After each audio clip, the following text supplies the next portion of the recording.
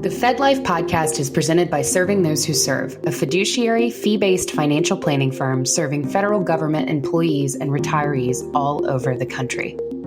This podcast is for informational purposes only and is not intended to be taken as financial advice.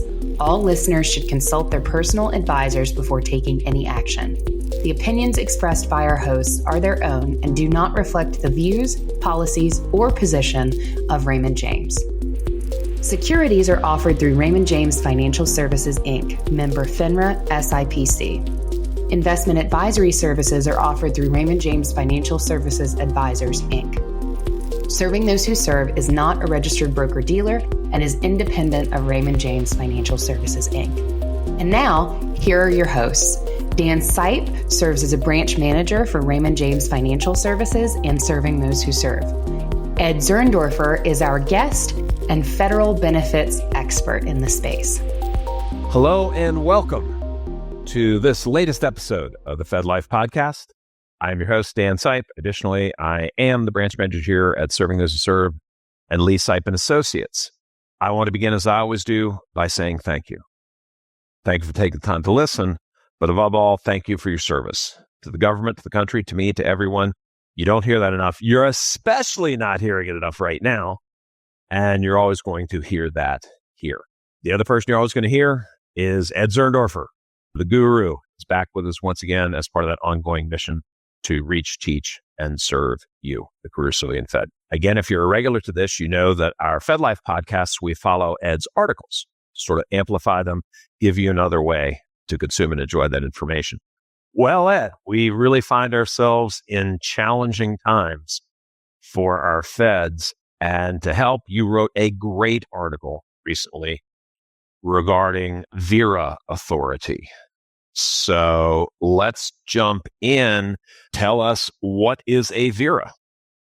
Okay, Dan, I'm going to talk in general what a VERA is, and then I'll bring it into today, what's happening today with the VERA. Great.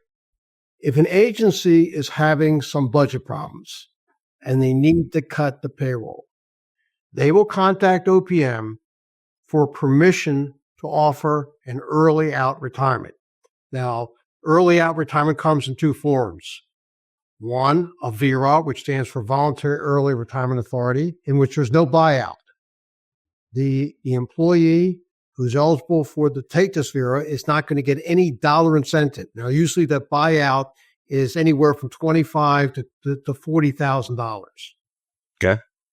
And that type of early or out retirement is in form of what's called a VSIP, Voluntary Separation Incentive Program. That's not what it is today. So Gotcha. Once again, the agency has to get permission from OPM. OPM has to receive the permission from Congress to fund it. It's not free. If there's a funding process that has to happen here. And Gotcha. if it all is in place, OPM will give the okay to the agency to offer the VERA. What's happening today with the administration, about a week ago, they offered a VERA to all agencies. OPM said to all agencies, you can give an early out retirement in the form of a VERA to all employees who are eligible. Now that's the key here. Who's eligible for VERA? And it comes down to the following. Now, we're not talking about any type of special provision employees. We're just talking about regular employees who are not law enforcement officers or firefighters or air traffic controllers. They can retire early under the regular retirement rules. We're talking about everybody else who normally, in order to retire voluntarily, has to meet minimum age and minimum service requirement. So under a VERA, an employee who has at least 25 years of service can retire at any age. Gotcha. An employee who has between 20 and 25 years of service, more than at least 20, but less than 25, can retire at age 50. Age 50. They retire and they start drawing their annuity.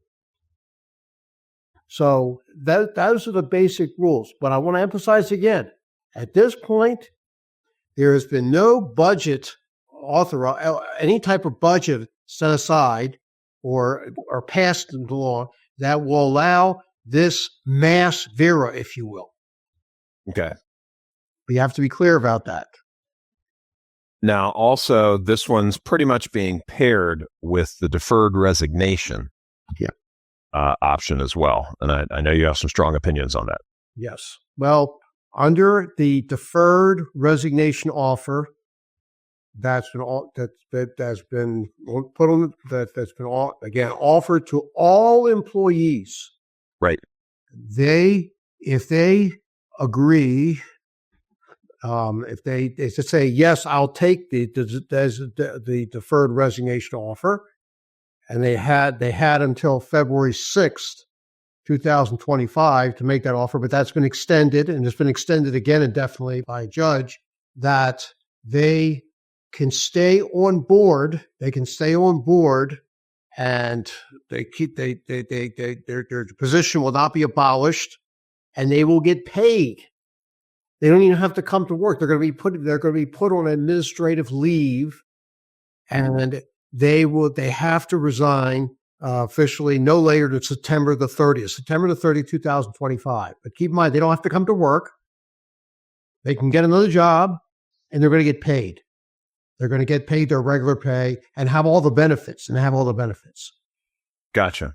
And as I said, they have to resign no later than September 30th. They can resign earlier, and maybe if they by agreeing to work, they can, and they're maybe eligible to retire regularly sometime between now and September 30th. They would stay on board, then retire. But this is interesting because, like I said a few moments ago, in order to accept the VERA and retire, you have to have at least 20 years of service, and you have to be at least age 50. Or if you have at least 25 years of service, you could retire at any age. Now, suppose in terms of service, they may not have enough years of service until after September the 30th, 2025. Then what happens? They can't retire. They have to resign. So there's some question now as to whether the September 30th deadline will be extended maybe to much as December 31st, 2005, so that the VERA, the employee qualifies for the VERA, they would retire under the VERA between October 1st and December 31st. Everything is up in the air, Dan. Gotcha. No, I understand. And, I think the important thing to share with our listeners is, VERAs are not uncommon. They don't happen every day, but, we've seen them. We've even seen them on a mass level. We saw them during the Reagan administration. We saw them during the Clinton administration. This one has, let's just say it has some different wrinkles to it. Now, your column is focusing primarily on FERS folks. So walk us through how that calculation will work if somebody's considering a VERA and their FERS. Okay. So I just want to mention something that 15 years ago, about 15, 17 years ago, during the Great Recession, the Bush administration was offering early retirements to a lot of agencies. And there was not this strict deadline. You had at least 6 months to a year to make a decision in terms of whether you want to take an early retirement.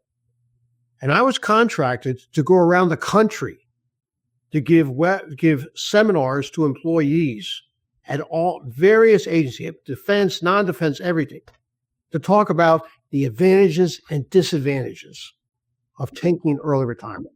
Keep in mind, Dan, at that time, you did not have to take this early retirement. You could have stayed on. There was no threat you might lose your job. But they wanted to, the Bush administration wanted to, because of the Great Recession, wanted to start saving some money somehow, some way. So they were offering early retirement. And my job was to explain to employees the advantages and disadvantages of early retirement.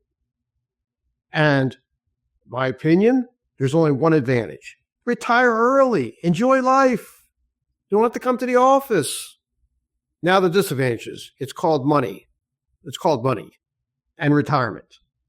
Because we're living longer today. We live in inflationary times. Once you retire, now you got to worry about, are you going to have enough income to last throughout retirement? And with inflationary times that we have now, this is a real challenge. So I want to go through the various, the benefits and what happens when you retire early. And the first thing I talked about is your annuity. Now, I'm going to concentrate on the FERS annuity. As we teach during our monthly FERS webinars, when you retire from federal service, one of your retirement income sources will come from the FERS annuity. You're going to receive the FERS annuity, and we talk about how it's calculated. And here's the bottom line, Dan. The more years of service you have, the larger your high through average salary, the larger will be your starting FERS annuity. That you take your years of service, multiply it by what's called an accrual factor, 1%, maybe 1.1% if you have if you retired 62 or older, with at least 20 years of service, times your high through average salary. When you retire early, you're going to have fewer years of service. And your high through average salary would be lower compared to had you continue to work. You're not getting any more pay increases. You're not getting step increases. Nothing. Your high through average salary is frozen at that point. And you could retire, let's say, at age 45 with 25 years of service, age 50. And I have an example in my column. But keep in mind, you are not going to get any cost of living adjustment until the year after you turn 62. That's example here. The example I use, somebody named Frank. Frank is 46 years old. He has 26 years of service, including 5 years of bought back military service. And he has a high through average salary of $100,000. And he has 6 months worth of unused sick leave. And Frank accepts the VERA offer. His starting annuity is 1% times 26.5, 26 years of service, including bought back military time, half a year's worth of unused sick leave, times $100,000 equals a starting FERS gross annuity of $26,500. Gotcha. He's 46 years old, Dan. He's not going to get his first COLA until 17 more years. Not good. If we have inflation, let's say of 4% per year, that means the value of his annuity by the rule of 72s is going to be cut in half. The purchasing power is going to go way down. All right? So this is something you have to think about, because I assure you, during retirement, your costs are not going to go down by 50%. Think about your health care. Think about the cost of housing, insurance. We're hearing all these stories now. Homeowners insurance, auto insurance for seniors, everything. Yeah, don't forget eggs. Don't forget eggs. In this day and age, it's hard retiring in your early to mid 60s. People are working longer because they see the reality check. What's going on? To retire in your mid 40s or early 50s? Whoa. And there are other problems here, which I'm going to talk about in terms of what else Frank is going to live on. Sure. And that's a great segue, Ed, because one of the things, if Frank is too young, he's not going to have the FERS annuity supplement, right? Yes. When you retire under FERS and you retire under a regular, normal retirement before age 62, we're talking about somebody who could retire under FERS with a minimum 30 years of service, and they've reached what's called their minimum retirement age, which is between age 56 and 57, depending on what year they were born. They're going to get their FERS annuity, and they're going to get something called the retirement annuity supplement. The retirement annuity supplement, which is a percentage of their Social Security that they're going to get starting at age 62. Sure. The retirement annuity supplement, in my opinion, is not much. Not worth that much. It's subject to an earnings test, but here's the point. It stops when you turn 62. All right, let's get back to the VERA. Frank, his minimum retirement age is 57. He's retiring at 46. He's not going to get the FERS annuity supplement. His FERS annuity supplement is only going to start when he reaches his minimum retirement age of 57. That's another 11 years. He's not going to be able to get his FERS annuity supplement. And if he could work. In the meantime, when he reaches his minimum retirement age, and then he gets his FERS annuity supplement, then if he's working, the FERS annuity supplement is subject to an earnings test. If you earn too much money, OPM will take it back. Sure. Okay.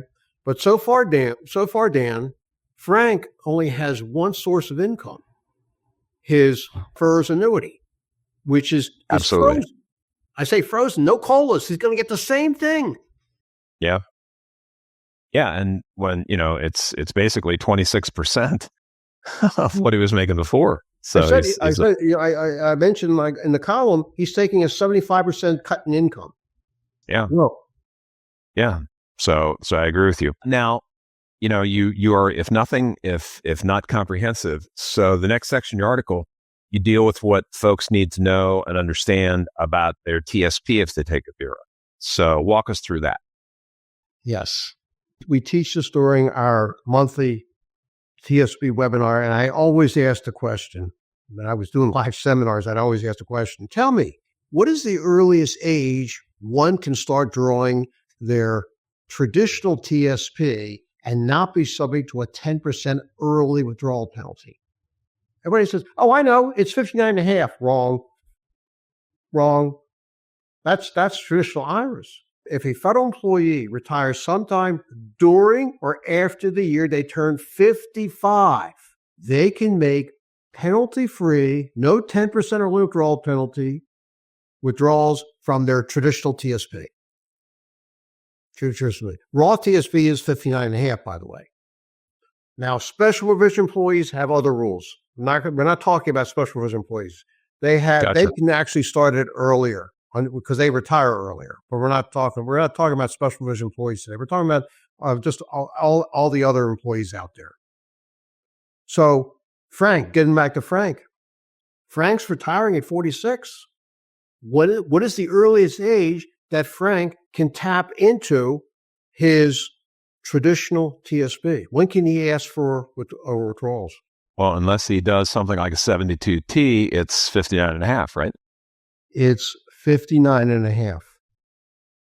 And I point out in the article, there's actually two ways Frank can tap into his TSP at age 46 and make penalty-free withdrawals from his TSP. And those two methods are, if I can just mention them. Please do. He can request a portion of his traditional TSP and take a part of it and purchase a TSP annuity. Take a portion, like $100,000, and purchase TSP annuity. I'm not a big fan of TSP annuities. I'm not going to get into my reasons now, but that it is one way of doing it. But just keep in mind, when you purchase a TSP annuity, your money's gone. Your money's gone. The annuity, the company that owns the annuity, I think it's Metropolitan Life Insurance Company, they own your money now. That's the bad news. The good news is that they'll pay you for life based on your life expectancy. And by the way, if you die sooner than later, they keep the balance of the TSP annuity. That's called a life annuity. And the other way, Dan, though, that Frank could tap into his TSP is to ask the TSP to take a portion of his traditional, or Roth for that matter, and get payments based on life expectancy. Life expectancy. Every year, every year, he gets payments, and every year they recompute what his monthly payments are. He cannot request more or less of monthly payments. It's set based on his life expectancy. Gotcha. Now, Frank, for some reason, decides, I don't like that. He tries it out a couple of years. He does it. He's stuck. For how long? Until he's 59 and a half. Ooh, ouch. And if he says, I don't think this is a good idea, let's stop the whole thing. Oh, they will. But then Frank has to pay a penalty, a 10% penalty. He took it out early. So he's got to pay a 10% penalty for all the years he took out the money. That's not good. You mentioned 72T. The life expectancy is related to 72T, but when I think of 72T, I think about an IRA. Sure. You could your traditional IRA, you can withdraw money from your traditional IRA before 59 and a half based on something called 72T payments. And there are three methods of getting the money out through 72 with an IRA. One is called life expectancy, based on the IRA owner's life expectancy. Two is based something called amortization. And then the other one is annuitization. The amortization and annuitization are good because you can ask for a higher amount. You can get a COLA built into that. But once you do that, you're stuck until the later of 5 years or age 59 and a half, whatever's later. Gotcha. Either way, Frank's got a lot of restrictions. He's got a lot of restrictions, and at this point, Dan, I'm not sure that Frank could request a direct rollover of a portion of his TSP, a traditional TSP to a traditional IRA. I'm not sure if he could do that. Okay. I think he has to wait till 59 and a half. Gotcha. In order to do the 72T like I described, the classic 72 payments. Gotcha. Now, your article also goes on to talk about FEHB and FEGLI. So what do our feds need to know there? Okay.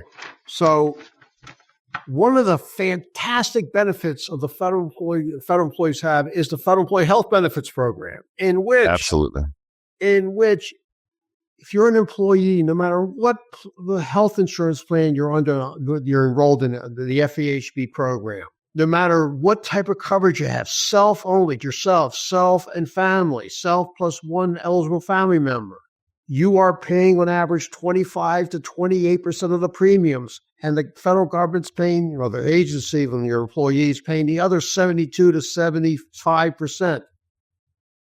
That's the cake, Dan. Now I'm going to give you the icing. The icing is you get to keep this benefit, the FEHB benefit, in which the government pays 72 to 75% of you, the retirees' FEHB premiums, and you can keep family members on the plan. But in order to do so, you must be enrolled in the FEHB program for all of the last 5 years, ending on the day you retire. It has to be 5 consecutive years. If you're thinking about the VERA and you haven't been in the FEHB for the last 5 years, you're not going to be able to keep it in retirement. You're going to lose that benefit. And the same thing is true with FEGLI. Now, FEGLI, the Federal Employee Group Life Insurance, if you want to keep your life insurance in retirement, you must be enrolled in FEGLI for all the last 5 years, ending on the day you retire. Gotcha. So this is a consideration before you say, I'm all for the. Yeah, I think it's a good idea. Have you been enrolled in, especially the FEHB? Gotcha. And of course, you point out that within a VERA, it still allows our feds to provide a survivor benefit, correct? So tell us about that. Yes, under a VERA, like a regular retirement, normal voluntary retirement, you're allowed to give a survivor annuity. This is a FERS survivor annuity benefit to one person, only one person. That one person has to have what's called an insurable interest in you. Who does that include? A spouse, a child. It could be a sibling. The most logical person, if you're a married person, is to your spouse. If your spouse is on your FEHB insurance, in order for your spouse to keep the FEHB insurance, should you, the retiree, predecease your spouse, you must give your spouse a survivor annuity. Survivor annuities are not free. If you want to give your spouse the maximum survivor annuity benefit under FERS, you're going to take a 10% reduction in your annuity. There goes another 10%. So Frank, we said his starting FERS annuity is going to be $26,500. What is 10% of $26,500? $2,650. That's over $200 a month less that Frank's going to receive because he has to pay for the survivor annuity.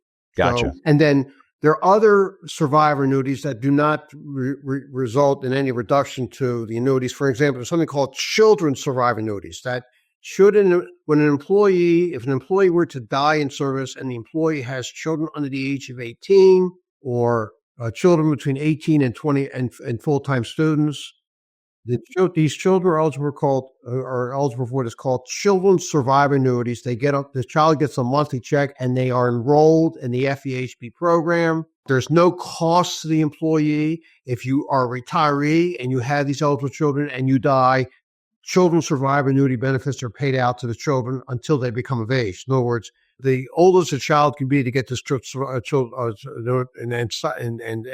no longer receive the children's survivor annuity is age 22 if the child's been a full-time student. Unless the child was disabled before age 18, then the children's survivor annuity as well as the FEHB benefit will continue forever. Sure. That's something we're infinitely familiar with in my household. My wife is guardian for a handicapped sister who is in her mid-60s and still technically a disabled child survivor annuity. So that's powerful benefit. Now, Ed, you also bring up a great point that I guarantee you people are not thinking about in this climate, and that is, are their beneficiary forms up to date? And so walk us through that one. Yeah, I'm going to run through those beneficiary forms. And the first form I'm going to talk about now has nothing to do with whether you're going to retire through the VERA or you're going to retire in the future. You're going to stay in federal service. Make sure you filled out the beneficiary form, designation beneficiary of a deceased federal employee. Standard form SF 3152. It was 3152, I believe. If you were to die in service and you had, let's say, you died in the middle of a pay period, you were due half a paycheck, but you died, let's say, on a Saturday or Sunday between week 1 and week 2 of the pay period, you had unused annual leave, you have to designate someone. It could be a spouse, could be a child, could be a sibling, could be a charity, anybody who will get that unpaid compensation and unused annual leave. Gotcha. Now, other forms that should be filled out, beneficiary forms should be filled out and up to date. First of all, TSP. Form TSP-3, you have to do that online. Who is going to be the beneficiary of your TSP? Anybody can be his beneficiary. For those of you who have the FEGLI life insurance, standard form SF2823, designation of FEGLI life insurance. If you own private life insurance, make sure you have a beneficiary form filled out and it's up to date. And finally, for FERS employees, and I'm going to mention the one for CSRS employees, because there's still some CSRS and FERS office employees out there. If you are a FERS employee, make sure you have filled out Form SF3102, designation of beneficiary for all of your FERS contributions. When you are a FERS employee, every 2 weeks, you're contributing a portion of your paycheck into what's called the FERS Retirement Disability Fund. That's your contributions. That's how you earn you're accruing time and getting credit for eligibility to retire. Also for time for use for the computation of your annuity. That's your cost in the plan.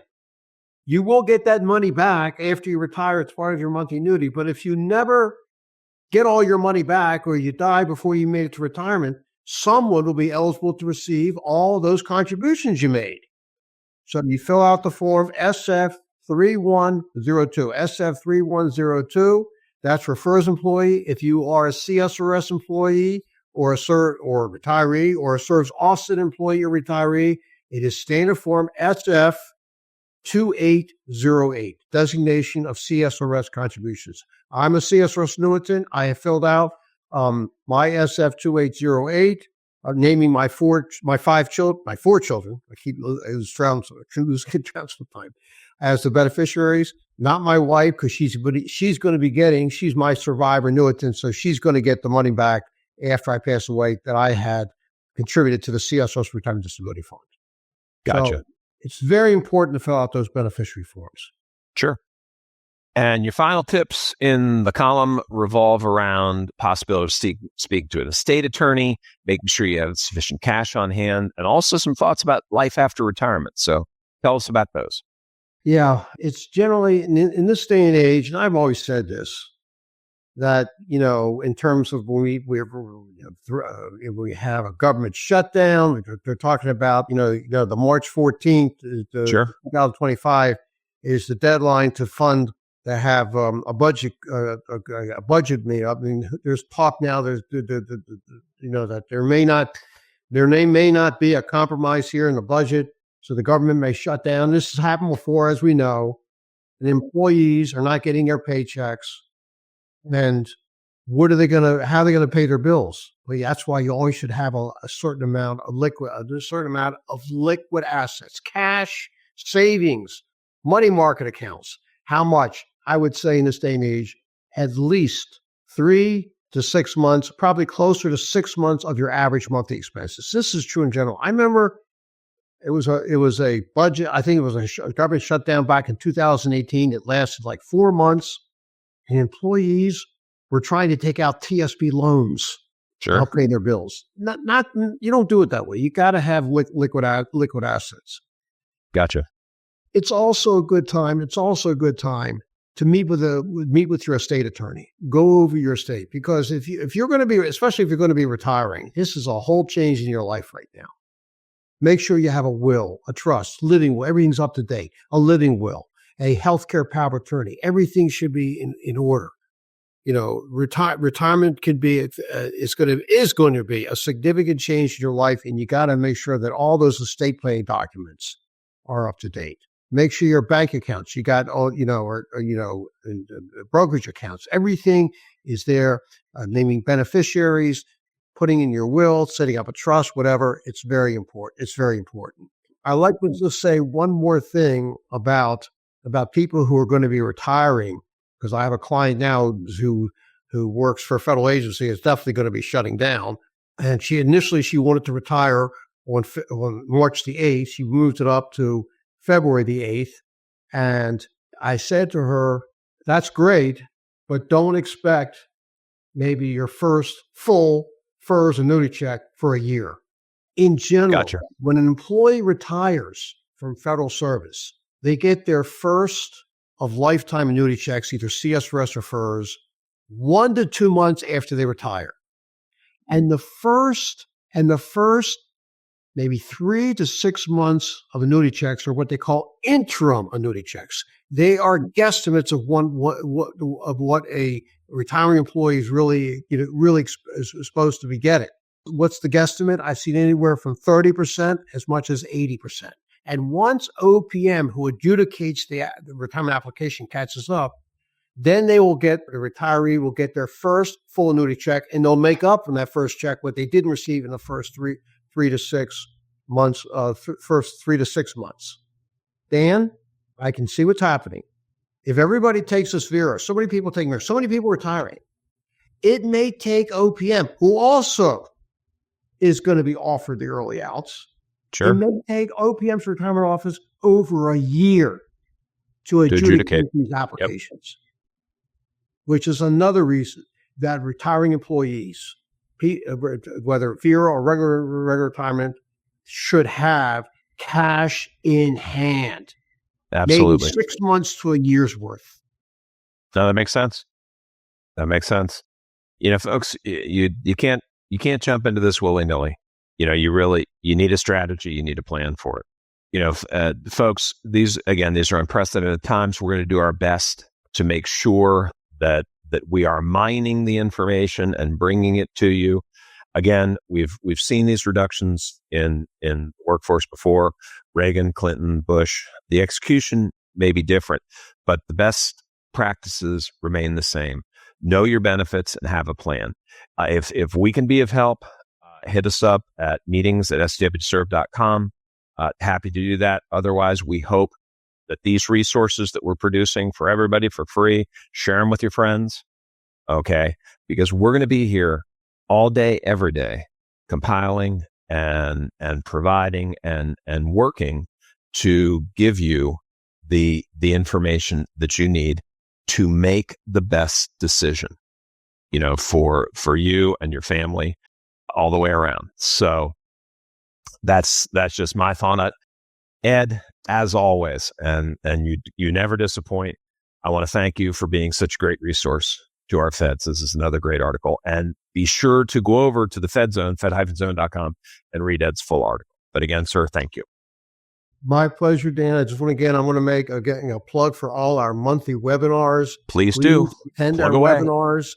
And there's a wealth of information on the website, Serving Those Who Serve, www.stwserv.com. My Fed Zone columns now, I'm an accountant. I try to write at this time of year columns on taxes, preparing your taxes, but I'm putting articles in there related to what's happening currently. This was just one of them. More going to come, but please, ladies and gentlemen, do not make this decision totally blind here. If we're here to help, you can ask questions. We have, on the website there, you can send in questions. We'll try to answer as many as we can, given just general information, but please take advantage of what is it. We're here to help you. And absolutely. Thank you. Yep. Well, folks, that is a wrap. We are Serving Those Who Serve. Now more than ever, be sure to subscribe to this podcast. Hit that subscribe button on YouTube and Spotify. And now more than ever, share it with your friends and strangers. Even throw in an enemy that you might make a new friend. And as Ed mentioned, don't forget those live webinars every single week. And believe me, we're tackling the questions that you have right now. For our first webinar, we've extended the time so that we can stay in and answer those questions as long as possible. And I think we answered 100 at the last one. And that's what we're going to try and keep doing. So head over to the SWS website, stwserve.com. You'll see the webinar button. Click it and it'll take you to the landing page. You're going to see them all. Sign up for one, sign up for all. The guru himself will teach you, reach you where you are, teach you where you are, and above all, serve you where you are. And again, sign up for one, sign up for all. Be sure to read Ed every single week in the Fed Zone, fed-zone.com. And you can also find that at blog.stwserve.com. So signing off, we're just pausing because we'll be back. So for Ed, the crew at Serving Those Who Serve, and me, Dan Sipe, I'm going to sign off as I always do by saying, good luck, Godspeed.